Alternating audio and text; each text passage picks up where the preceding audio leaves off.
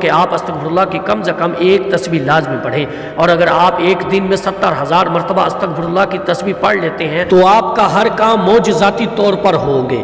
آپ خود اپنی آنکھوں سے یہ معجزہ دیکھیں گے، آپ کا ہر کام ناممکن نظر آ رہا ہوگا جو معجزہ بن کر آپ کے سامنے آ جائے گا۔ یقین مانیں ایسی ہی فضیلت والی تسبیح ہے، بس آپ استغفراللہ کو معمول بنا لیں اور ایک دن میں یہ 70,000 والی تسبیح زندگی میں ایک مرتبہ لازمی کریں، انشاءاللہ پوری زندگی آپ کی خوشحال بن جائے گی۔ اور ایک حدیث شریف میں آتا ہے کہ نبی کریم صلی اللہ علیہ وآلہ وسلم نے فرمایا، استغفار پڑھنے والے کا قیامت کے دن نامہ اعمال چمک رہا ہوگا۔ آپ صلی اللہ علیہ وآلہ وسلم نے فرمایا، بہترین گناہگار وہ ہے جو کثرت سے استغفار اور توبہ کرتا ہے۔